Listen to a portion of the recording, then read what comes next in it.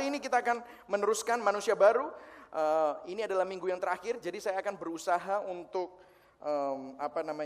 mengkompakkan semuanya ini menjadi satu. Nah saudara, sebelum kita masuk, kita akan baca Efesus 5, 1 dan 2. Habis itu kita akan loncat ke Efesus 15, dan sesudah itu kita akan loncat ke Efesus 6. Jadi hari ini sedikit Bible study, is that okay?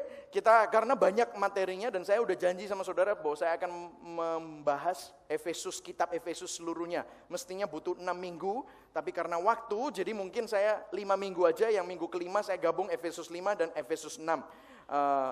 Kita akan baca sama-sama, 1, 2, 3. Sebab itu, jadilah penurut-penurut Allah seperti anak-anak yang kekasih. Dan hiduplah di dalam kasih sebagaimana Kristus Yesus juga telah mengasihi kamu dan telah menyerahkan dirinya untuk kita sebagai persembahan dan korban yang harum bagi Allah. Nah kita akan loncat ke Efesus 15 sampai ke 18. Ayo, 1, 2, 3. Baca sama-sama, 1, 2, 3. Karena itu perhatikanlah dengan seksama bagaimana kamu hidup. Janganlah seperti orang bebal, tetapi seperti orang arif. Dan pergunakanlah waktu yang ada karena hari-hari ini adalah jahat. Sebab itu janganlah kamu bodoh, tetapi usahakanlah supaya kamu mengerti kehendak Tuhan.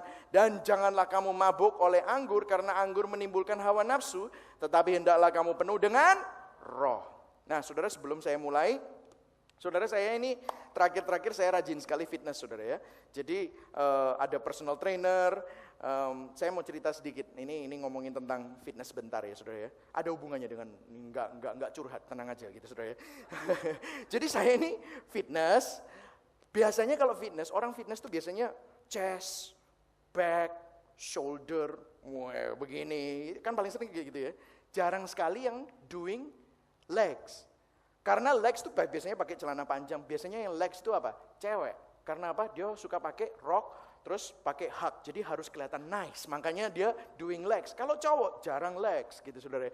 Jarang untuk melakukan itu. Saudara pakai bebannya di ini terus bawa begini terus harus begini gitu ya saudara. Nggak ada gitu, jarang. Nah, saya waktu fitness, saya mulai diajarin itu saudara. Dia bilang personal trainernya adalah otot yang paling besar itu adalah kaki. Otot yang paling besar itu actually bukan dada, bukan punggung, bukan bahu, tapi kaki. Jadi kita latihan itu, saudara. Waktu latihan, saya pernah datang latihan pagi-pagi. Biasanya kalau saya di Sutos, di Gold Gym, saudara. Kalau fitness, kalau sore-sore enak, saudara. Pakai eskalator, cek, ngeng, sampai atas terus jalan sebentar, gitu. Ngeng, gitu kan. Enak gitu, saudara. Nah pagi-pagi eskalatornya belum jalan, saudara. Nah saya udah fitness luar biasa, ngangkat-angkat beban berat. Waktu saya berdiri, loh kok angel berdiri nih ya saudara ya. Sudah mulai geter gitu saudara ya. Nah waktu saya mulai turun tangga saudara, loh eskalatornya nggak jalan saudara. Jadi waktu saya turun tangga, biasa kan anak muda. Biasanya turun tangga kan nggak pakai pegangan saudara. Saya begitu pegangan gini. Waktu begini saudara, tiba-tiba gini. Lutut saya nggak kuat saudara. Megang. Gitu saudara. Langsung seperti lutut saya itu geter kabeh. Seperti godir saudara. Nggak karu-karuan. Waduh. Saya mau jatuh kayak mau gelondong saudara. Sampai akhirnya saya jadi seperti orang tua saudara. Akhirnya saya harus benar-benar pelan-pelan. Aduh gitu saudara. Saya kayak gitu. Di rumah. Di rumah saya tidurnya di lantai 2. Waduh, saya ngeliat tangga. Aduh nih, aduh. Akhirnya saya pelan-pelan gitu, saudara. Saya jadi ingat, saya pernah ikut mission trip sama satu rombongan dari mahasiswa di Amerika. Saya pergi ke Ponorogo, saudara. Di Ponorogo itu saya bawa alat kira-kira kayak di tretes gitu loh, saudara. Naik gitu kira-kira jalannya 20 menit, saudara. 20 menit saudara jalan ke atas, tapi kan kita nggak cuma sekali karena alat-alatnya banyak, jadi harus turun, naik lagi 3 kali. Jadi kira-kira 60 menit saudara jalan kaki. Waktu bawa keyboard tuh segede gitu saudara. Bawa keyboard, terus bawa speaker segede gini saudara, 2. Yang cewek-cewek enak langsung ke atas gitu. Kita semua bawa itu. Pertama enggak apa-apa. Menggos-menggos gitu. Kedua, menggos-menggos.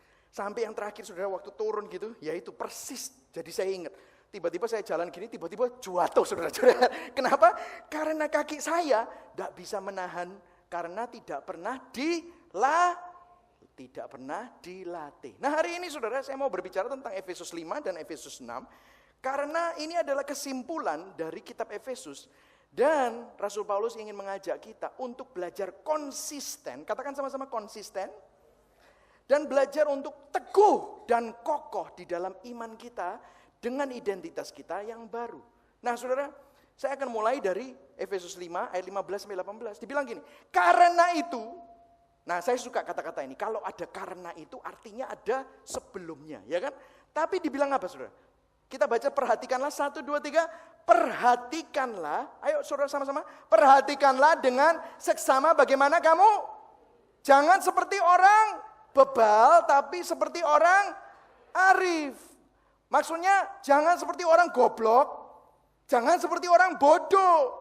Tapi hiduplah seperti orang bijaksana. Maksudnya saudara, kita sudah belajar ayat bab 1 sampai bab 3, bab 4, bab 5. Identitas kita adalah di dalam Kristus. Kita adalah manusia baru. Tuhan sayang sama Anda, tidak peduli Anda ini sudah sempurna atau belum dalam perjalanan Anda. Kebenaranmu bukan dari kebenaranmu sendiri, tapi kebenaran dari Tuhan Yesus Kristus diumpakno ke kamu. Sehingga kamu bisa bilang, saya orang kudus. Saya orang baru, manusia baru. Meskipun seringkali kita masih pakai, kan minggu lalu saya bawa jaket lama, dikempit kemana-mana. Atau kadang-kadang didobeli. Manusia lama suka dipakai terus. Kudu ngamuk, sakit hati, tersinggung, gampang hawa nafsu. Padahal kita punya manusia yang baru. Makanya kenakanlah manusia baru. Nah terus dia ngomong gini, jangan hidup seperti orang bodoh. Dulu itu kamu bodoh. Sekarang kamu punya identitas baru. Hiduplah sesuai dengan identitasmu yang baru. Bukan kamu berusaha untuk menjadi orang baik. Bukan. Kamu ini sudah kudus. Kamu sudah benar. Kamu sudah baik. Kamu sudah baru. Katakan saya sekali lagi. Saya manusia baru. Katakan pada kanan kirimu. Kamu manusia baru. Kita semua sudah baru. Ya, amin saudara. Nah, yang Paulus bilang, hiduplah seperti identitasmu yang baru. Jangan seperti identitasmu yang lama. Amin, saudara. Nah, karena itu, saya ini senang banget kata-kata karena itu tadi. Nah, karena itu, artinya karena apa? Kok kamu harus hidup seperti itu? Nah, dibilang begini, saudara. Sebab itu, jadilah penurut-penurut Allah seperti anak-anak yang kekasih. Maksudnya begini, anak-anak yang kekasih itu, bahasa Inggrisnya lebih keren, saudara. Bahasa Inggrisnya dibilang katanya, ini kata-katanya, be imitator of Christ, dear beloved children. Kamu menjadi peniru-peniru Kristus sepertinya. Tapi bukan kita meniru supaya kita ini Kristus itu sebagai panutan, bukan.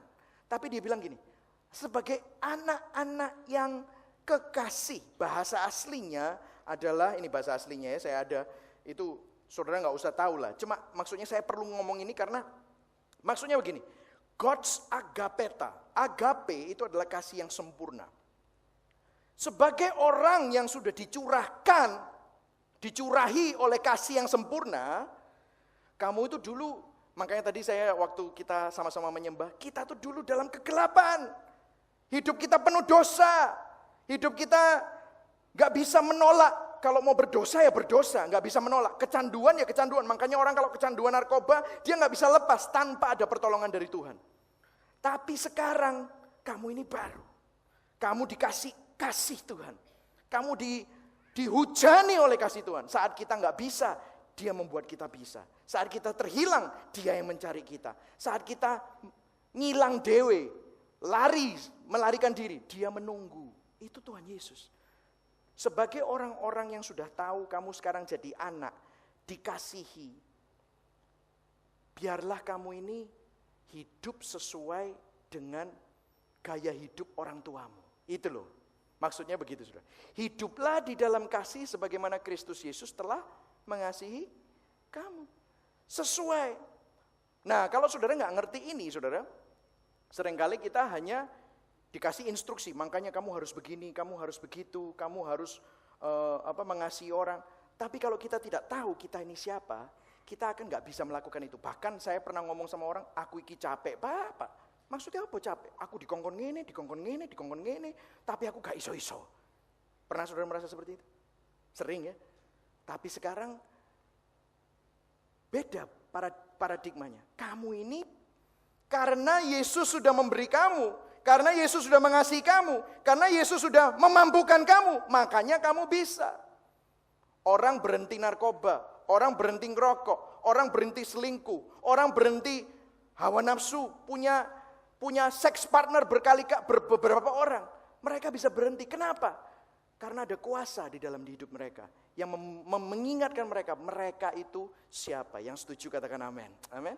Kita nggak bisa dengan kekuatan kita sendiri. Nah, firman Tuhan berkata, jadi seperti anak-anak yang kekasih menjadi penurut Allah. Hiduplah di dalam kasih sebagaimana Kristus Yesus telah mengasihi kamu. Yang telah menyerahkan dirinya untuk kita sebagai persembahan dan korban yang harum bagi Allah.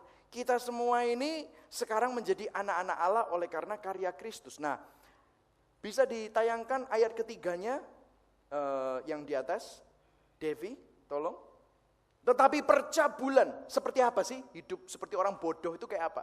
Percabulan, kecemaran, keserakahan, kata-kata kosong, kotor dan sembrono. Ya, itu ayat 3, 4, 5 ya. Terus orang sundal, orang serakah. Janganlah disesatkan dengan kata-kata hampa. Sebab itu janganlah kamu berkawan dengan mereka. Memang dulu kamu dalam kegelapan, tapi sekarang kamu ada di dalam terang Tuhan. Sebab itu hiduplah sebagaimana patutnya orang-orang kudus. Nih sepatutnya. Sebagaimana sepatutnya bagi orang-orang kudus. Katakan sama-sama, aku orang kudus. Saudara tahu enggak? Saudara ini orang kudus. Padahal tadi meskipun tadi saudara ke gereja, lagi banjir-banjir, kena hujan sedikit, saudara barusan cuci mobil, kena hujan. Mesu-mesu, saudara. Bajingan. Terus mari gitu, belum selesai mesu-mesu, tiba-tiba ada bronfit. Goblok. Terus ngomong, apa sing, bok, gitu. Gitu saudara. Nggak ngomong, ada anak-anak soalnya mau sekolah minggu. Dalam hati, dosa enggak? Dosa. Tapi kok bisa disebut orang kudus? Loh, padahal tadi wis meso, tapi tetap orang. Saya mau kasih tahu loh, kamu tuh orang kudus tetap. Kamu orang benar, kamu manusia baru, meskipun masih jatuh. Karena di hadapan Tuhan, kebenaranmu bukan kebenaranmu, kebenarannya siapa? Kristus. Amin saudara, kita dibungkus, kita manusia baru. Kita tetap, nah terus dia bilang apa? Loh, jangan dihilangin, balik. Jangan dihilangin. Sebagaimana sepatutnya bagi, nah maksudnya gini loh, kamu ini sudah kudus identitasnya. Hiduplah kudus. Ada amin saudara ya? Ya, nangkep saudara ya? Sesuai dengan identitasmu. Tapi kalau gini, waktu kudus karena nggak biasa kudus, terus mari ngono geder saudara. Gak kuat. Ceblok saudara. Apakah saudara langsung kehilangan identitasmu? Sekali anak, mosok saudara misalnya punya anak merucut, jebrot gitu saudara ya, kayak jin. Tiba-tiba dia berlaku tidak seperti anak saya. Apakah dia berubah identitasnya? Tidak. Amin saudara. Anda adalah orang kudus, manusia baru. Tapi habis itu apa? Diajari toh, belajar sesuai dengan identitasmu. Kenapa? Firman Tuhan di Efesus 4 sebelumnya, Roh Kudus itu berduka kalau kamu hidup terus dalam dosa. Bukan berduka marah. Berduka itu dia sedih, aduh, anakku, aku ini sudah menyediakan hal yang lebih besar, lebih indah. Aku bisa bawa surga ke dalam dunia untuk kamu. Tapi kamu terus hidup di dalam lumpur dosa. Kamu ini pangeran, kamu itu princess, tapi hidupi di kubangan. Nah, seperti itu saudara. Padahal semestinya kamu itu punya hal-hal yang luar biasa yang Tuhan sediakan. Yang setuju katakan yes, ya. Sepatutnya bagi orang-orang kudus gitu saudara. Nah, kembali lagi ke slide saya. Terus habis itu dibilang, janganlah seperti orang bebal. Itu orang bebal tuh kayak gitu. Sudah tahu dia orangnya sudah punya identitas baru, tapi dia tidak hidup di dalam identitasnya. Makanya Paulus bilang, jangan-jangan kamu ini belum benar-benar terima Yesus. Kalau kamu masih hidup seperti itu, jangan-jangan kamu nggak ngerti kasih yang kamu terima itu begitu besar. Kalau orang ketemu kasihnya Yesus, pasti dalam hidupnya Anda akan mau berubah. Amin saudara, dalam hidupnya, kehidupan kita seperti itu. Nah jangan seperti orang bebal, tapi seperti orang arif. Nah terus dibilang, pergunakanlah waktu yang ada karena hari-hari ini adalah jahat. Dia ngomong, kalau mau seperti orang bijaksana, pakai waktu. Jangan buang-buang waktu. Saudara, waktu ini adalah hal yang sangat mahal.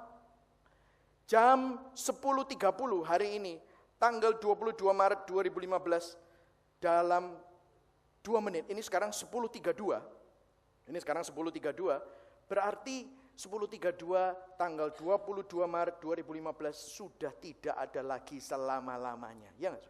Kenapa tidak bisa diulang? Waktu kalau sudah berjalan ya sudah. Seringkali kan kita selalu buang-buang waktu. Kita berpikir bahwa Allah hidupku masih muda, Allah hidupku masih banyak waktu, Allah golek duit dhisik, Allah aku tak senang-senang dhisik, Allah aku tak main-main dengan bahaya dulu, main-main dengan api dulu, Allah begini, akhirnya saudara kehilangan kesempatan. Padahal waktu itu mestinya sangat pendek. Hidup kita ini dibilang katanya Raja Salomo seperti embun, seperti vapor, seperti kabut, ada sebentar sudah tidak ada lagi kena angin. Kadang-kadang kita nggak sadar bahwa hidup kita di dalam dunia ini sangat limited, kesempatan kita limited saudara, sangat terbatas. Marilah kita sama-sama menjadi orang bijaksana, jangan buang waktu. Lihat ini ayat 17, kita baca sama-sama, 1, 2, 3.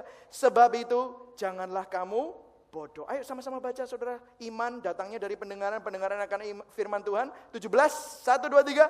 Sebab itu janganlah kamu bodoh, tapi usahakanlah supaya kamu mengerti kehendak Tuhan. Kamu jangan buang-buang waktu, sing digoleki, itu mangan opo, numpak opo, nganggo opo, tuku opo. Itu kan saya selalu ngomong gitu kan saudara. Ya itu penting, saya juga senang baju bagus. Tapi enggak cuma itu, tok hidup itu. Amin saudara. Hidup itu jangan dipikiri itu terus. Makanya jadi khawatir yang dipikiri itu terus. Mengerti, kamu jangan bodoh tapi kamu mengerti kehendak Tuhan, hatinya Tuhan. There are bigger things daripada kerjaan kita. There are bigger things daripada apa yang kita cari. Untuk makan apa, rumah kayak apa, interior desain kayak apa. There are bigger things. Usahakanlah supaya kamu mengerti kehendak Tuhan. Kehendak Tuhan itu apa sih itu, saudara? Kalau saudara lihat seluruh Alkitab itu isinya apa sih? Dia ingin menyelamatkan seluruh isi dunia ini. Ada amin saudara? Dia ingin menjangkau jiwa. Makanya saudara dengar gak saya ngomongnya itu apa terus? Nih, bawa jiwa. Pray, share, bring, train. Sosial media untuk apa? Nginjil. Visi gereja kita apa? Dipulihkan untuk memulihkan. Diberkati untuk memberkati, dikasihi untuk mengasihi. Persis seperti itu saudara. Itu hatinya Yesus. Menjangkau, memuridkan, mengutus. Itu visi gereja. Kalau gereja sudah tidak kembali ke situ, kita sudah kehilangan hati Tuhan. Kehendak Tuhan yaitu. Dia mati di atas kayu salib untuk apa? Untuk mencari orang yang terhilang dan menyelamatkan orang yang berdosa. Amin saudara. Itu yang menjadi hati Tuhan. Saudara yang sudah mendapatkan kasih karunia Tuhan, kita memang ada pergumulan. Let me tell you this, saudara. Saya pergumulannya banyak, saudara. Apalagi kalau gembala. Pergumulan saya itu adalah pergumulannya orang-orang semua itu, ke saya semua, jadi problem saya semua. Itulah seorang pendeta, gitu, saudara ya. Mau cerai datang, gitu ya. Anak sakit datang, masuk penjara datang. Semuanya problem semua, jadi problem saya semua. Tapi saya tahu, saya udah berhenti berdoa begini, saudara. Saya udah berhenti berdoa untuk terobosan, untuk mujizat. Waduh, Pastor Mike kok enggak percaya sama terobosan? No. Saya saking percayanya, saya berdoanya bukan itu. Karena saya tahu terobosan sama mujizat itu pasti terjadi. Amin.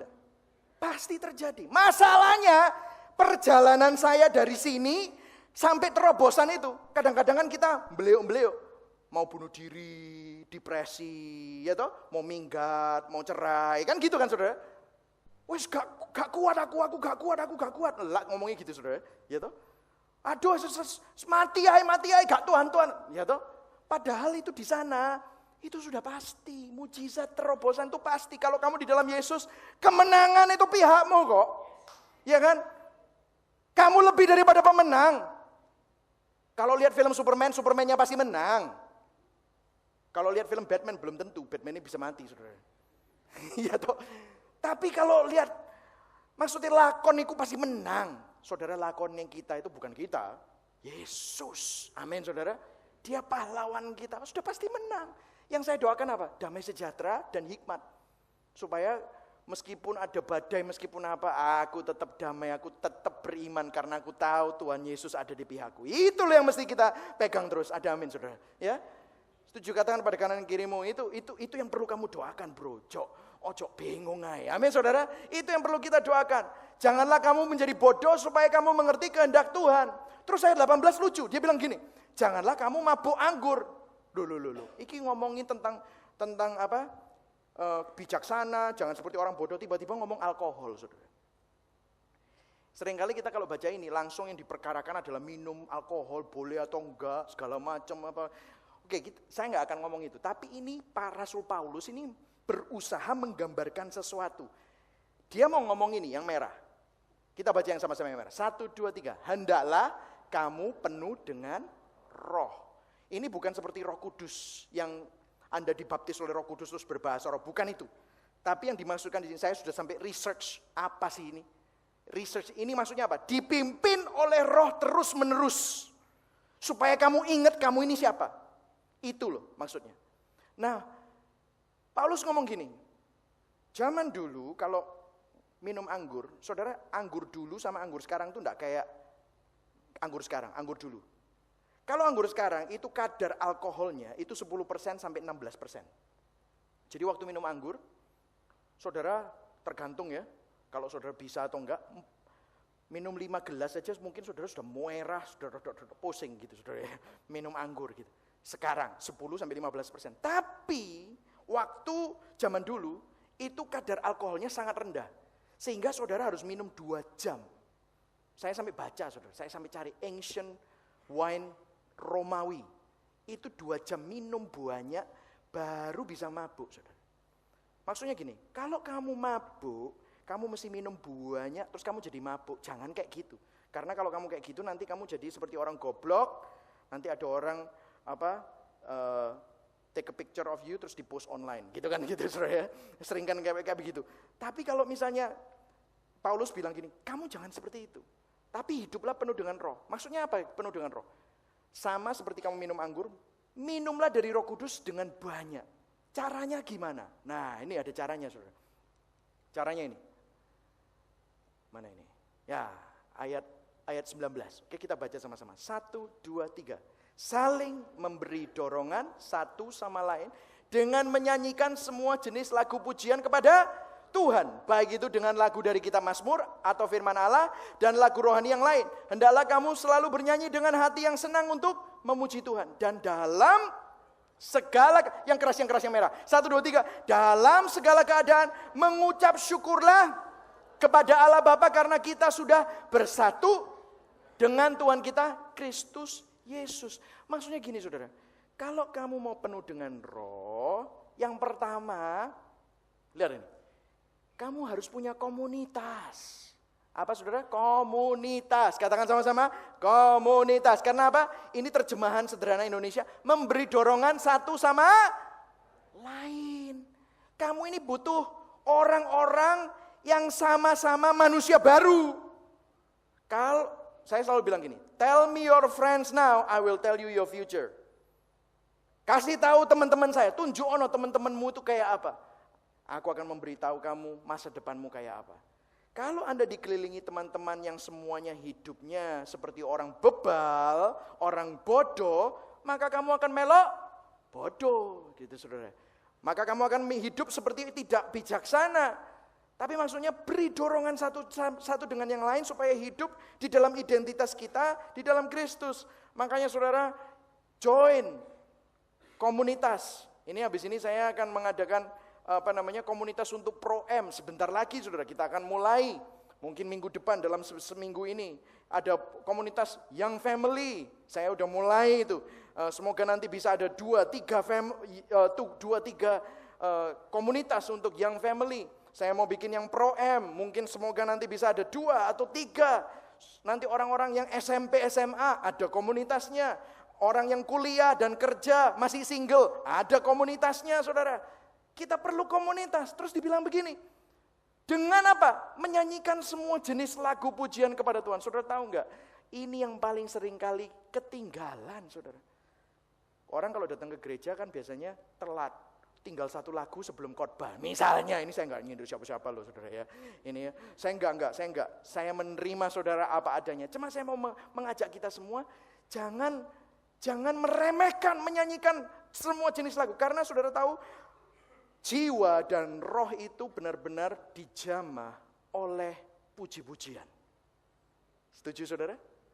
Waktu kita memuji Tuhan. Saudara tahu waktu saudara memuji Tuhan, saudara memberkati Tuhan dan Tuhan memberkati kita. Dan tidak cuma itu.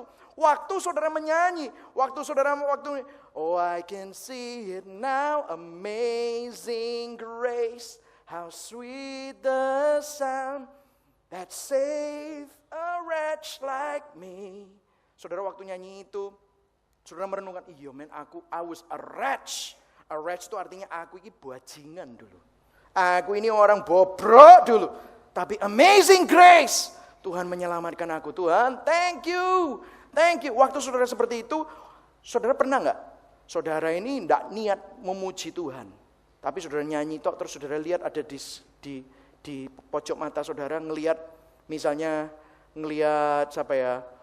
Saya ambil teman saya lah satu ya, misalnya ngelihat Pak Budi gitu, dia waktu memuji Tuhan terus dia tiba-tiba ngangkat tangan, terus dia tiba-tiba nangis. Saudara pernah nggak? Saudara sendiri terharu, terus saudara tiba-tiba melihat kepada Tuhan Yesus juga. Pernah nggak seperti itu? Ngelihat orang lain memuji Tuhan, saudara terinspirasi dan saudara tiba-tiba mikir, daripada kepikiran tadi orang sing nyerempet saudara gitu saudara ya, atau misalnya saudara mikiri utang saudara, atau mikiri bojomu sing lagi benceno gitu misalnya saudara ya, tiba-tiba saudara ngelihat orang, dengar orang memuji Tuhan, tiba-tiba saudara kepingin juga melihat apa yang Yesus lakukan terhadap diri saudara. Pernah saudara seperti itu? Ya, sering ya saudara ya. Kenapa? Itu loh saudara. Memuji Tuhan itu membawa sesuatu dalam hidup kita. Makanya saya ini bilang kepada saudara semua, jangan miss. Kalau memuji Tuhan itu terbaik, itu terindah. Amin saudara. Dan dibilang lagu rohani, firman Allah, kita mazmur. Hendaklah kamu selalu bernyanyi dengan hati yang senang untuk memuji Tuhan. Karena saat kita memuji Tuhan, ada sesuatu yang terlepas. Semua yang lama. Saudara mau tahu menanggalkan manusia lama gimana caranya? Puji dia. Waktu kita memuji Tuhan, tiba-tiba semua stres, semua depresi, semua mangkel, semua sakit hati, semua yang kabut-kabut yang membuat kita gelap, yang membuat kita galau, itu tiba-tiba mulai tersingkir waktu kita menyanyi. Karena salibmu ku hidup, karena salibmu ku menang, engkau yang berkuasa sanggup. Wow, tuh melakukan semua yang tidak pernah aku pikirkan, tidak pernah aku bayangkan. Dalamnya kasih-Mu Yesus. Saudara, penuhi saudara hidup saudara. Saya nggak ngomong saudara harus selalu kayak gitu ya. Tapi saya bilang perlu saudara. Saya juga dengerin yang lain-lain. Saya juga dengerin misalnya saudara penuhi waktu saudara nyetir. Lagi macet, Surabaya sekarang macet ya saudara ya. Macet gitu saudara. Dengerin yang baik gitu. Daripada saudara dengerin yang enggak gitu. Daripada sini yang yang ada tulisan, yang ada kata-kata beces, yang ada kata-kata seks. Daripada ngrungokno crap, saya nggak ngomong itu. Saya juga suka lagu-lagu yang lain. Saya suka lagu-lagu jazz, saya suka lagu-lagu smooth yang tentang cinta. Saya lagi menggemari lagu-lagu Indonesia yang wah keren-keren. Lagu-lagu Indonesia ini udah lama kan, saya baru 11 bulan di sini gitu. Saya dengerin bagus-bagus. Tapi saya juga mengisi hidup saya dengan puji-pujian. Sehingga apa yang keluar dari sini itu mengingatkan kita kepada siapa kita sebenarnya. Amin, saudara. Kalau kita dengerin sampah, Misalnya saudara punya tanaman, mbok kasih sampah terus, tumbuh nggak? Ya gak tumbuh saudara. Ya kan? Coba bayangkan roh saudara kasih sampah terus. Ya mati saudara. Meskipun Anda manusia baru. Tahu nggak? Yesus sayang nggak sama saudara? Sayang. Saudara diampuni nggak dosanya? Diampuni. Tapi masalahnya kan upah dosa itu ada konsekuensinya saudara. Saya misalnya ini ya, misalnya selingkuh. Tuhan ampuni saya nggak kalau saya bertobat? Ya ampuni. Istri saya? Dorong tentu saudara. Ceplok gitu kan gitu. Anak-anak saya? Yo kepahitan saudara. Ya kan saudara? Loh diampuni nggak? Diampuni. Tuhan menyelamatkan saudara. Tapi akibat makanya Roh Kudus itu, aduh anakku, eman kamu. Amin saudara. Nangkap saudara. Hiduplah sesuai dengan identitasmu yang baru. Nah ada PR saudara. Kalau bisa saudara baca Efesus 5 ayat 21 sampai 32. Efesus 6 ayat 1 sampai 9. Ini ngomongin tentang apa? Ngomongin tentang suami istri. Untuk orang-orang yang single belajar Kalau kamu dari sekarang sudah seperti suami materi husband material, pasti cepat dapat cewek, saudara. Yang cewek, wife material, belajar, saudara. Nanti 1 sampai 9 ngomongin tentang, hei orang tua, kasihlah anak, hei anak-anak, hormati, gimana? Hai bos, openono, itu pegawai-pegawaimu. Hei pegawai-pegawai, bekerjalah dengan baik. Saudara PR, baca saudara. Ini adalah, saya nggak ada waktu untuk ini. Saya cuma punya kira-kira 5 menit lagi saudara. Nah terus saudara, akhirnya, ini Efesus 6, sekarang kita masuk Efesus 6. Ini kan tadi supaya konsisten tadi ya. Yang ini supaya kokoh. Katakan sama-sama teguh, amin. Bukan nama orang teguh, tapi supaya hidup kita teguh. Oke, kita belajar sama-sama. 1, 2, 3. Katakan sama-sama. Akhirnya. Ini saudara, sebelum kita ini kesimpulan dari kitab Efesus. Akhirnya. Hendaklah. 1, 2, 3. Hendaklah kamu kuat di dalam Tuhan, di dalam kekuatan kuasanya. Maksudnya apa? Jangan pakai kekuatanmu sendiri. Kamu menghadapi masalah. Kamu mau berubah, jadi suami yang baik, jadi istri yang baik, jadi laki-laki yang bertanggung jawab, jadi seorang bos, jadi seorang businessman. Jangan pakai kekuatan sendiri, nanti kamu frustrasi. Orang pakai kekuatannya sendiri, nanti satu hari dia akan ketabrak tembok, sehingga dia waktu menghadapi jalan buntu, menghadapi krisis, dia akan seperti rumah yang kena badai, rumahnya roboh, saudara. Tapi firman Tuhan, kalau mau kokoh, hendaklah kamu kuat di dalam Tuhan, di dalam kekuatan kuasanya. Kuasanya ada di dalam kamu. Kita ini manusia baru. Makanya minggu lalu saya pakai jas manusia baru, terus pakai jaket jelek manusia lama. Manusia lama dibuang, manusia baru. Ada kekuatan kuasanya. Kenakanlah seluruh perlengkapan senjata Allah supaya kamu dapat bertahan melawan tipu muslihat iblis. Karena perjuangan kita bukanlah melawan darah dan daging, tapi melawan pemerintah-pemerintah, melawan penguasa-penguasa, melawan penghulu-penghulu dunia yang gelap ini, melawan roh-roh jahat di udara. Tadi Efesus 5 dibilangin tentang istri, tentang suami, tentang orang tua, tentang anak. Paulus cuma ngomong gini, karena di Efesus ini ada banyak pertikaian. Kalau ada banyak orang, biasanya ada banyak perselisihan, bener gak? Banyak drama, apalagi cewek-cewek gitu. Sis gak main nih, tonton tasi. Saudara kan bisa gitu kan saudara ya. Kalau cewek-cewek kan begitu ya saudara ya. Banyak drama. Tapi Paulus ini bilang gini, hei musuhmu itu bukan koncomu, bukan papamu, bukan mamamu, bukan anakmu, bukan bosmu, bukan teman-teman gerejamu. Bukan. Musuhmu itu siapa saudara? Perjuangan kita bukan melawan darah-darah, tapi melawan roh-roh jahat di udara. Musuh kita itu adalah si iblis. Kalau kita suami istri bertengkar, orang tua anak bertengkar, bos sama pegawai bertengkar, bos sama bos bertengkar, pegawai sama pegawai bertengkar, orang gereja bertengkar, yang paling senang sama saudara? Iblis. Wah, senang aku yo, karena waktu di sana dia mencuri damai sejahtera kita, dia membunuh semua sukacita kita, dia membinasakan panggilan kita. Mencuri, membunuh, membinasakan. Kerjaan iblis itu saudara. Dia paling senang. Makanya Paulus bilang, Kamu kalau jok kemakan, jangan kemakan. Orang ngomong apa, itu ngomong apa. Pendeta lawan pendeta, ya kan saudara, bisa. Orang lawan orang, maksudnya apa? Sama-sama orang baik, orang gereja. Musuh kita itu iblis, itu kurang ngajar itu. Karena itu kenakanlah seluruh perlengkapan senjata Allah.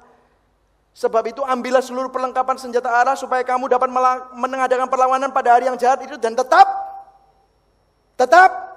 berdiri kokoh. Tidak akan tergoyahkan. Yang setuju katakan yes. Amin. Kita perlu belajar untuk mengenakan apa itu. Secara cepat ya, saya punya cuma 5 menit. Ini mestinya Bible study, tapi karena ini khotbah minggu, jadi saya nggak akan dalam-dalam. Tuhan memberikan perlengkapan senjata Allah. Minggu lalu saya bawa jas, saya taruh, ini adalah manusia baru. Manusia baru isinya apa saudara? Manusia baru. Nah ini, Tuhan memberi apa? Kebenaran, ikat pinggangnya kebenaran. Dulu saudara, orang zaman dulu, dia pakai jubah. Jubah itu seperti daster. Nah waktu dia pakai daster itu, perlu, kalau cowok, dia perlu pakai ikat pinggang. Nah terus habis itu kalau saudara mau lari, mau perang, lah nek pakai daster lah cuma isak gini tok saudara. Keserimpet ceblok saudara. Apa yang terjadi sama dia, dasternya dicencing, terus ditemplekno di ikat pinggangnya. Sehingga apa? Ada kebebasan. Saudara tahu? Kalau saudara tahu kebenaran, saudara itu bebas. Maksudnya apa? Saudara pikir orang tidak diatur sama siapa-siapa itu bebas. Salah saudara. Aku kan bisa apa? Aku bisa minum, aku bisa ngerokok, bisa apa, sembarang. Tapi saudara tahu setiap kali saudara melakukan dosa, dosa itu menjerat dan membuat Anda kecanduan sama dosa itu. Benar gak? Tapi di dalam kebenaran Allah ada kebebasan. Bersama dengan Tuhan, tahu tentang firman, bebas. Hidupmu tidak khawatir. Amin saudara. Terus yang kedua, baju sirah keadilan. Itu kurang tepat.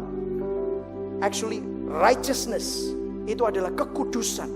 Anda dibenarkan. Saudara pernah nggak? Saudara waktu jatuh dalam dosa, saudara merasa Tuhan marah sama saudara. Aduh, Tuhan marah sama aku. Kalau Tuhan marah sama aku, nanti tidak dapat berkat. Aduh, nanti tidak dapat gantau, gitu. Aduh, nanti ada kecelakaan. Saudara pernah mikir gitu, saudara? Waktu saudara merasa seperti itu, saudara nggak akan bisa tetap berdiri. Biasanya apa? Putus asa. Saudara pasti merasa jauh dari Tuhan. Akhirnya mundur teratur. Sudah lama nggak ke gereja lagi akhirnya. Kenapa? Malu, takut. Tapi Paulus bilang, hey, remember, aku ini persis kayak kamu. Aku juga tidak sempurna. Tapi Tuhan panggil aku rasul. Aku adalah orang kudus. Kalau kamu tahu identitasmu ini siapa, itu seperti pakai baju sirahnya orang Romawi itu. Kalau dikasih sama iblis tuduhan, dakwaan, hatimu itu tenang, tentram. Kamu bisa bilang, enggak, identitasku di dalam Kristus. Aku tahu aku gak sempurna, tapi Kristus yang sempurna itu ada bersama dengan aku, sehingga aku sempurna bersama dengan Kristus. Amin saudara. Ini yang membuat kita kudus. Bukan karena hidupmu kudus dulu, identitasmu kudus dulu, makanya hidupmu jadi kudus. Terus yang ketiga, damai sejahtera. Terus apa hubungannya dengan sepatu? Sepatu, Dio sini. Sini. Nih, apa? Saya kasih peragaan. Orang Romawi kalau perang, sini bro, duduk sebelah saya. Nah, sini. Ya. Gini, orang Romawi kalau perang, dia itu pakai sepatu, kamu pakai sepatu, di bawahnya ini ada pakunya. Terus kita sama-sama gini, ambil kuda-kuda. Ya. Terus di tanah itu diencepno, saudara, sepatunya. Terus kita kayak gini, ini ada 1000 orang.